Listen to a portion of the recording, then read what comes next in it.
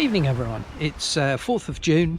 I've just completed the latest video which I'm about to upload, and I thought I'd take a quick moment to introduce it. I'm running out of light, so I'm going to have to be brief. It's 9:30.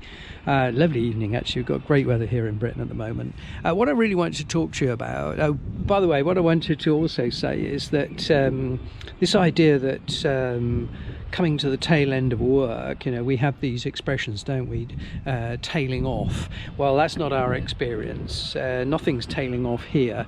We feel as if we're being buried under an avalanche of work at the moment as we come towards the completion. It's just getting manic, you know, more and more and more work and more jobs that have got to be done as we rush to try and get away.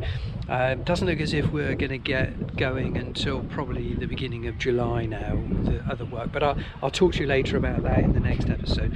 In this episode, what I really want to concentrate on is this intriguing area of a boat, which is this sort of workstation where the chain plates are, beginning with the pin rail, and then of course you've got the dead eyes and the tensioning of the shrouds, and then the shear pole.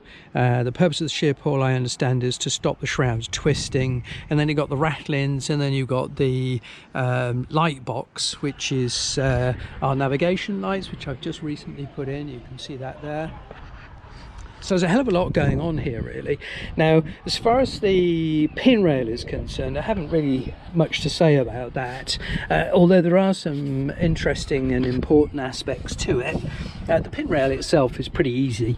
I mean, it's basically a plank with some holes in it, and it would be easy just to put the coach bolts through the outside of the plank and into the stanchions, but of course there's a lot of force potentially pulling up on these, and Dominic suggested this very neat idea, which is these struts here, which he made for us, bent, and then I installed, following his instructions, which is basically cutting a D-shaped hole in the underside of the pin rail so that this strut can slot up. In the end of this strut there's a hole, and so now the coach bolt goes through the outside of the pin rail and through the strut and then into the stanchion, so it's nice and strong, and you see it makes a really nice job. Really very pleased with that. One other job, not included in this video, but something I've just recently done, is to put these fittings here to allow our cabling to go below deck and stop the water getting below deck. So that's another nice little addition that we've done. Millions of things that we're doing at the moment. It's absolutely crazy. So that brings me to this video, and I've really concentrated first of all on the shear pole, which, as I say, I think I understand is put there to stop the twisting of the shrouds. Now that has to be on a sort of a plane with the shear of the boat, really. And then you've got the ratlins, and most of this video is about the ratlins. It's amazing how much work is involved in putting them in, as you will see in this video. So that's what we're going to concentrate on in this video. So I hope you enjoy that. One last thing to say is that we've recently had, or I should say recently, in the last couple of months actually, loads and loads of subscribers that live locally, or actually some of them have travelled long distances to see us, and I'd just like to say very great thank you for that. It's been lovely to meet you all. Thank you for coming by. Thank you for supporting us and bothering about the project, really. So thanks for that. I hope you enjoy this video. Ciao.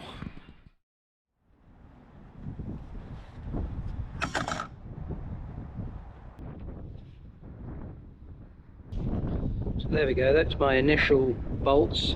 They're fixed, if you like. I need them to be either side of where the hole I'm going to be drilling is, in order to keep that tight around the shrouds. So one on either side. 158 is close enough. There.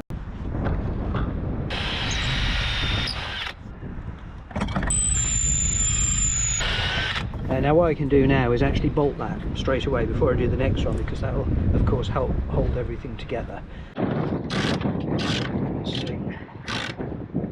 So that's what I'm aiming for. Sometimes I overdo it a little bit, but that's not too bad at all.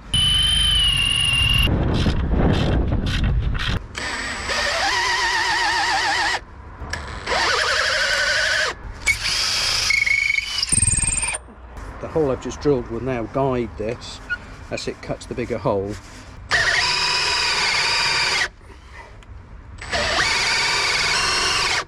So that I get a nice clean cut on the other side, and also so that it joins up. Just in case I've gone offline, I'll turn it over and drill from the other side now.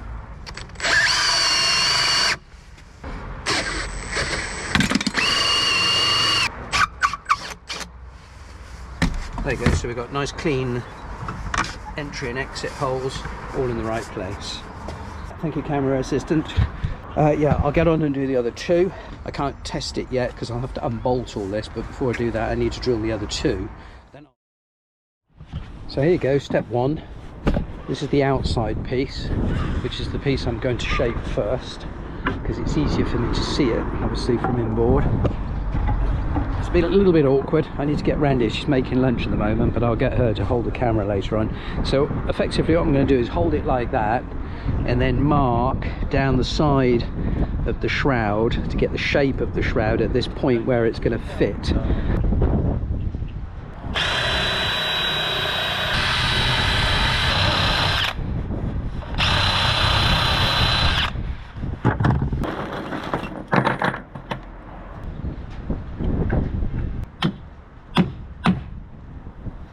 See, it didn't look as if it was going to go down on there, but it's bitten in there really nicely, as you can see.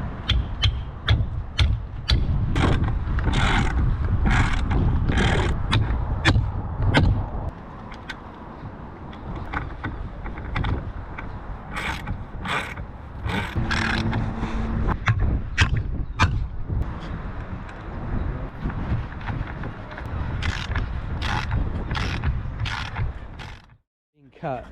It was a funny fly cutter that I used to make the holes, and I think it's just a bit worn, so the holes are a little bit smaller than they should be, and so she's having to take off a little bit of the edge of the plug just to taper it a little bit to get them started. So that all caused her a little bit of anxiety this morning. Too early in the morning, she probably hasn't had a cup of coffee or something. But anyway, so they've gone in quite nicely, and we'll lob the top of those off, and then she's going to varnish those.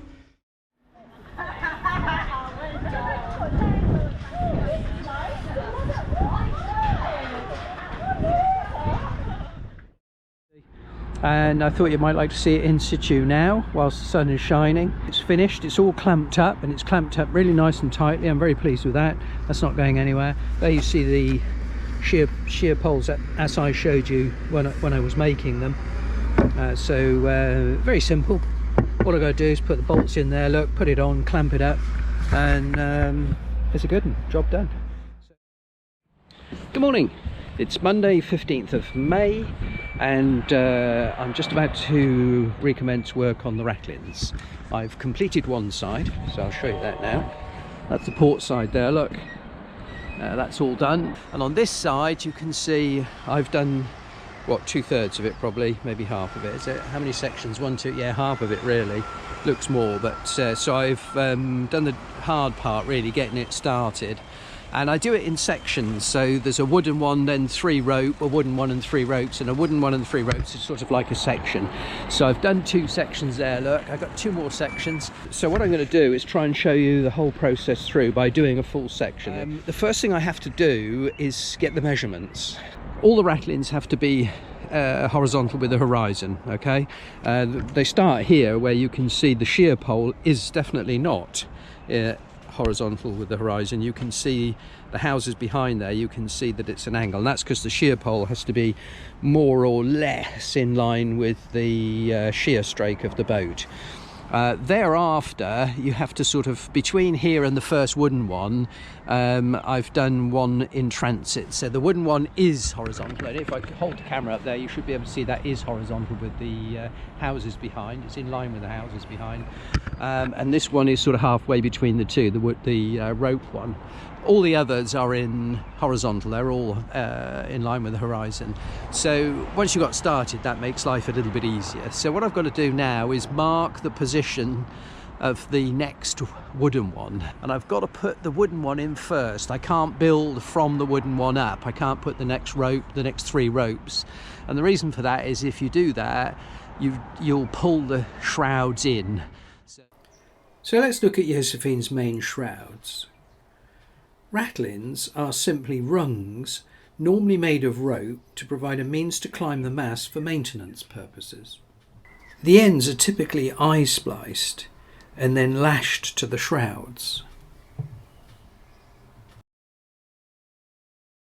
Wooden ratlins are less common, but often combined with rope ratlins to provide a more stable platform to work from.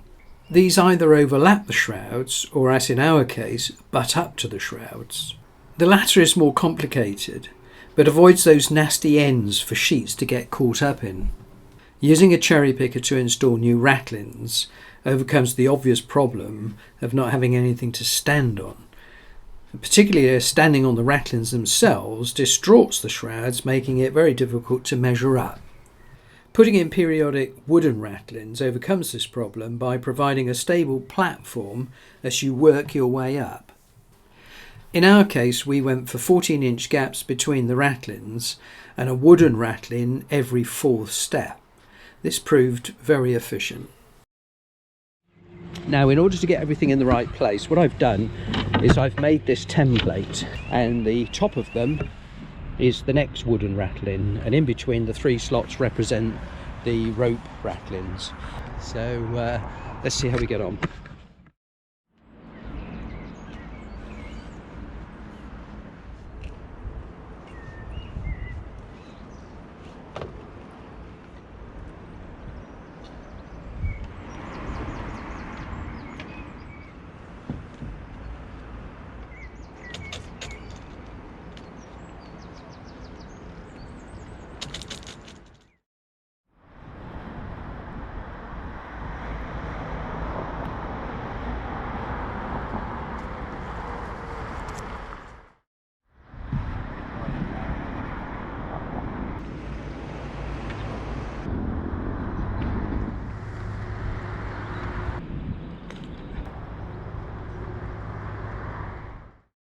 Now is I've got all my basic marks in position. I can dispense with the template now, I don't really need it, so I'm going to let that down.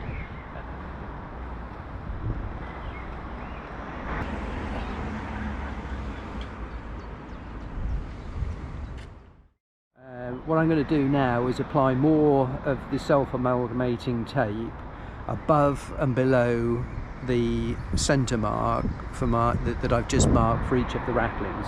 So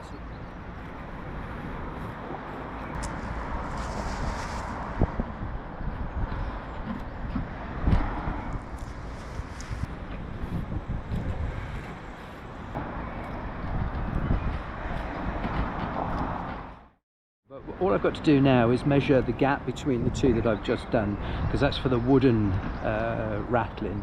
So that gives me. So the next step is to make the wooden ratlin, and to do that, first off, is to select my bit of wood. That's the piece I'm going to use, and what I have to do is I make just one end of the wooden ratlin, which I'm going to show you now how I do that.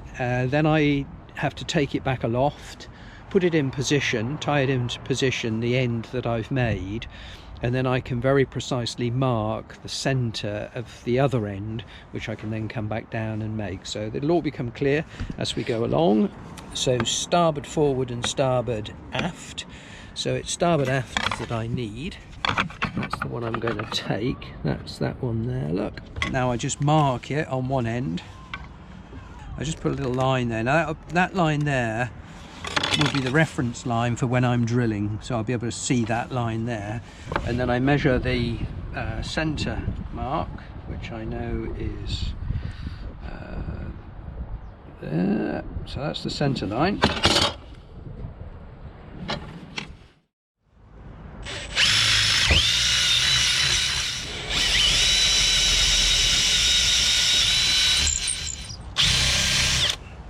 So there are my 2 holes. So there you can see they're nicely centred. Look, by following the guideline on the outside, I'm being able to get straight through the middle. The smaller one is for the lashings. It's through that hole I'm going to lash it to the shroud, and I'm just going to take off this edge, round this edge off, so that it's nice and smooth. so that it doesn't cut the lashing line. There you go, the edge is taken off now, so it's nice and smooth. So as the lashing line comes out over there, it won't go across a sharp edge. The next one more job I've got to do is drill a hole this way, 90 degrees to these holes, between the two holes, which is going to be the rivet. I'm going to be putting a copper rivet through there to stop the end of the wood splitting.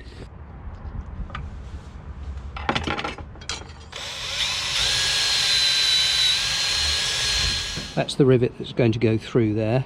So the next job is to now cut through the middle of the hole along that line.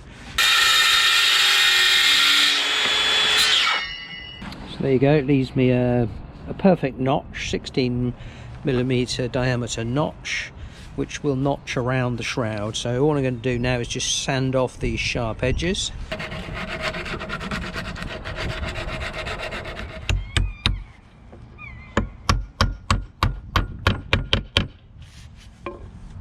I just took a piece of bar, this is actually brass, and I drilled a hole in the end of it which fits over that, look.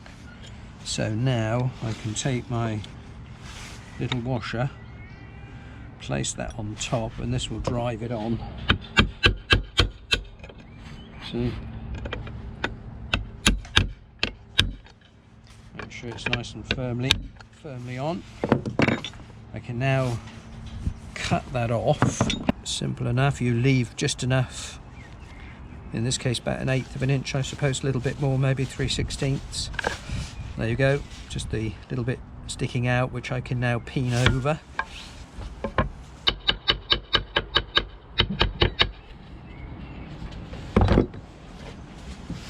Now remember, it's the same caveat with all these jobs. Remember, we're amateurs. So I think that's how you do it, and that's what you get left with. That's fixed in there, look, nicely, and that will stop the end of the wood splitting.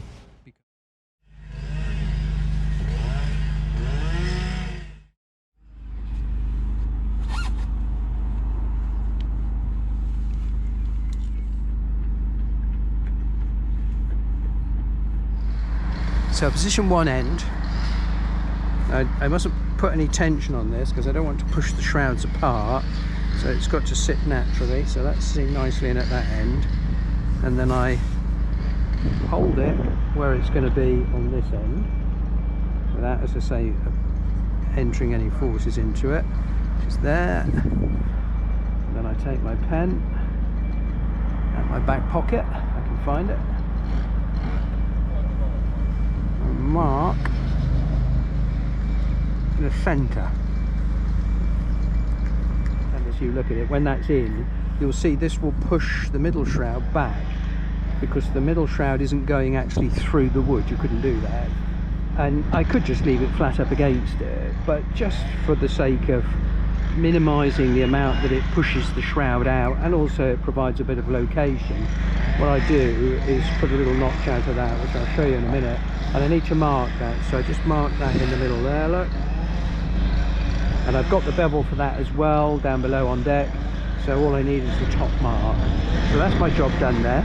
So nobody down on deck.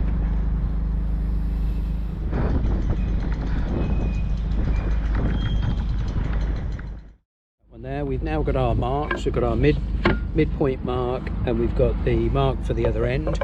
So I need to get the bevel for that one. There we go, that's the bevel for the forward end. This is the one where I'm going to file out. I'll use a round file, half round file, and just file a little notch out of there so that it locates on the shroud. So what I do now, I prepare this end in exactly the same way as I just showed you I did the other end.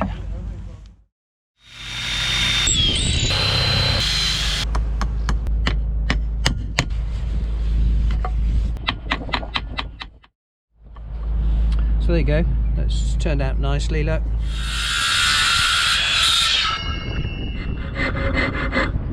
There you go. Now I deliberately widened the jaws of this little notch because I've put amalgamating rubber tape on the actual shroud itself, so it's a little bit bigger.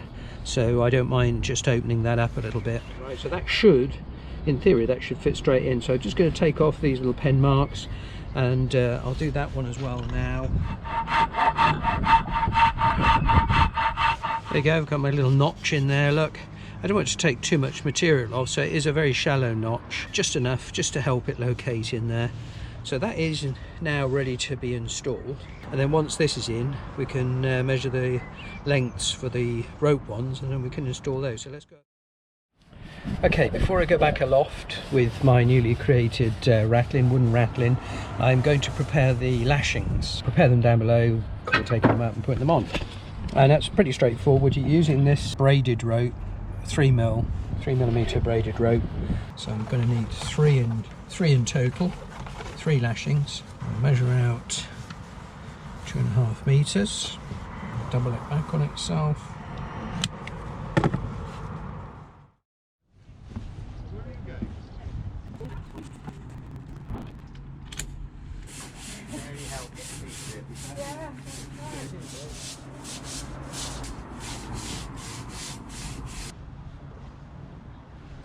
In position now to put that ratlin in, that wooden ratlin. So this fits in there, and that fits in there, and that fits lovely, look.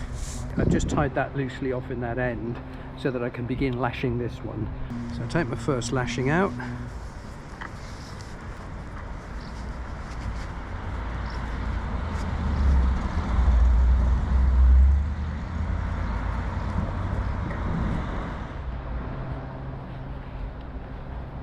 A little bit of beeswax.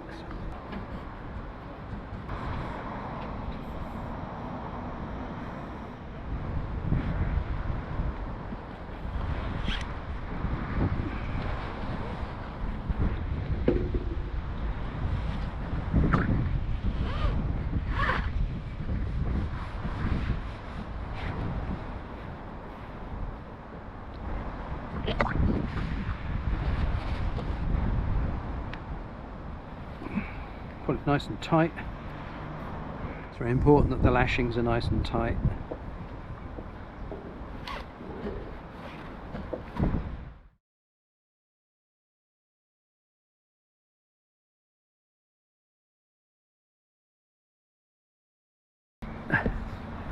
Up to the top and down, and sort of a half hitch on each one as it goes through, so just feed that through there, look.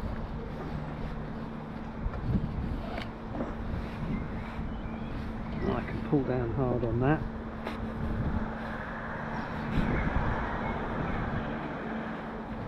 I think they call this a marlin spike hitch.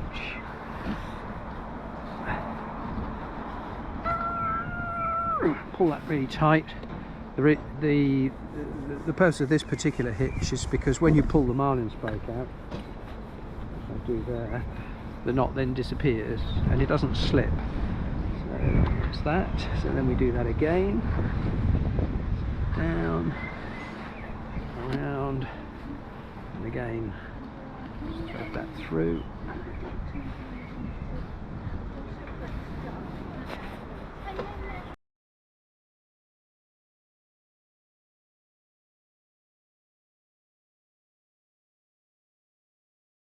Later on, when I've done all of these, I'll bring the hot knife up, chop the end of that off, and then I'll put a little bit of self-amalgamating tape over that little stopper knot. Okay, I've done both ends now. I've lashed both ends of the ratlin, and now I'm going to do the one in the middle, which is very slightly different, not too different. It's square lashings again, but the frapping turns are slightly different. Instead of crisscross, you can go round and round.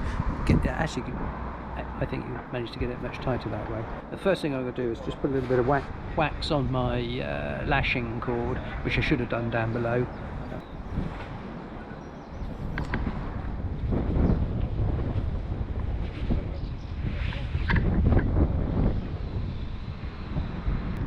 I think this is called a bunting hitch, this particular nut. To do it, you want it to tighten up on there, so that does, that's the bunting hitch. See how it locates in that little slot which I made earlier.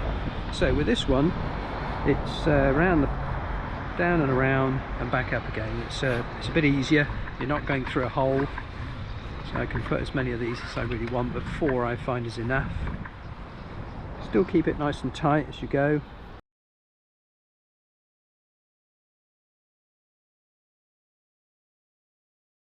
So now I can begin the frapping turns.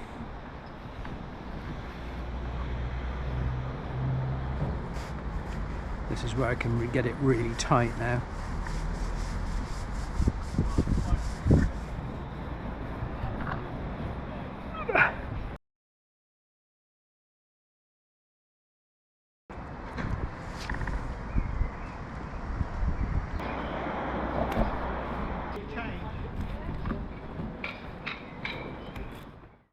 Here we go. Let's see if we can show you what we've been up to. There's the end lashing, and there's the middle lashing, so the outside of the lashing there.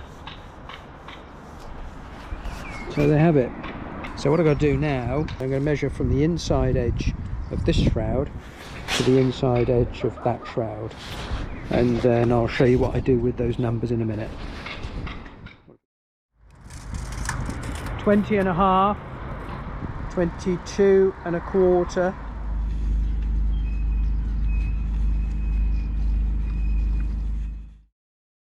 okay, that's the first stage. Now it's time for the rope ratlins, and the way we do that, I've just measured them as you've seen. So if I write those down here, 20 and a half, 22 and a quarter, and 24 and a quarter. Now I know that I have to add on 34 inches to these. Now the reason I add on 34 inches is because I've allowed 12 inch for each eye splice at either end and 10 inch for the clove hitch in the middle. So it's plus 34 on each of these. This lengths here are just to give me the overall minimum lengths for the actual rope, which is what I'm going to do now. And so that's what I've got to measure out. 3 lengths of rope, 55, 57 and 59 inches. So let's go and do that now. First one's 55. Hi there. I'm making a rope ladder. Making a what? A rope ladder? So that I can climb up to the top of the mast there. Oh, cool. Yeah, it's not as simple as just measuring the distance between the shrouds, particularly when you're dealing with 3 shrouds, because the middle shroud you've got to tie a knot. You've got to actually tie a clove hitch in the centre. So you have an eye splice which you lash to one shroud, you go through the clove hitch in the centre, then you've got the second eye splice on the other shroud which you've got to lash to. So you've got to allow enough rope to put the clove hitch in the middle. So the first thing I do is measure off 11 inches. So I just put a red mark on there. Now that's the centre of my eye splice. I'll be doing the same thing at the other end when it does become critical. So I put a green one there and 1 3/4 inches to this end, which is to there. Right, a bit of tape here to stop, because I'm about to unwind this and I don't want it to go past this point here. So there. So I can now unwind this. If I now bend that, I've got my red mark, which is the centre of the eye splice, and the 2 green ones that come together. As I say, it's not critical at this stage, but this is very critical when we get to the other end. Once that's in, that now establishes the size of the eye splice, and when I do it at the other end, it will establish the exact length, which will become apparent later.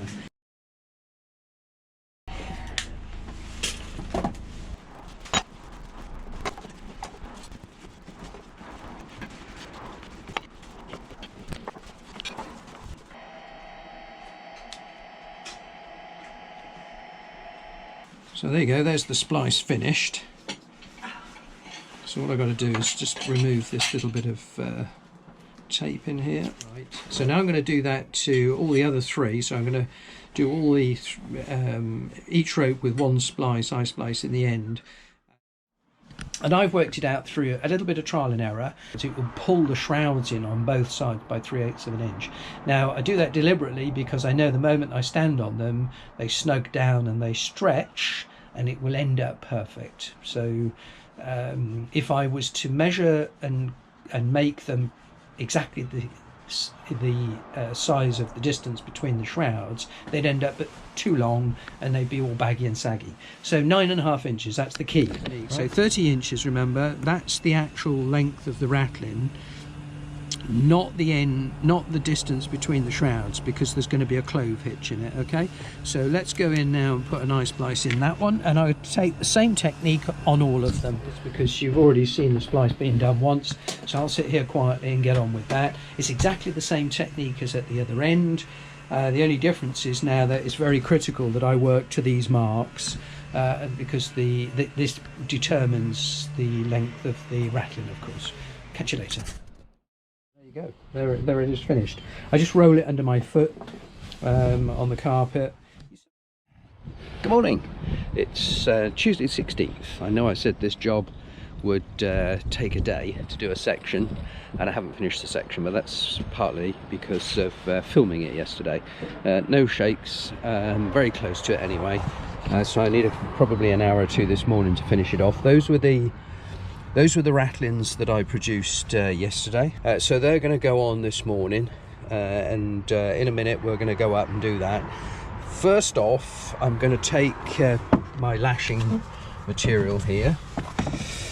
As before, it's the same material. For this job I need 2 metre lengths, so I'm going to have 6 2-metre lengths. So I'm going to get through probably over 300, at least 350 metres of this stuff, so it's surprising how much rope you actually need. So 1 2-metre length, and then I just have to obviously keep doubling it over.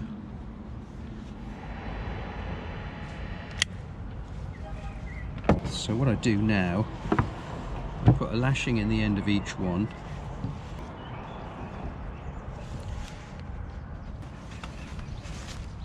A bit chilly, but it's a lovely morning. Sun shining. So there you go. I've prefixed all the lashings on the end of the 3 ratlins that we're about to put on. I'll put my kit on now and we'll get on up there.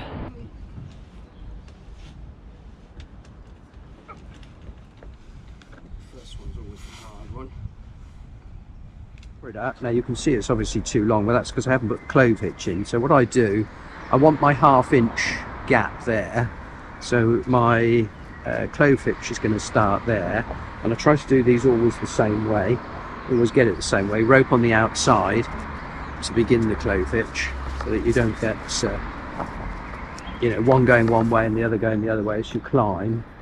So that comes around to there, and then through there. Now, if I've done this right, I should end up with a 1/2 inch gap at either end. Remember, I'm not standing on any rope lashing, so I'm not pulling in the shrouds at all.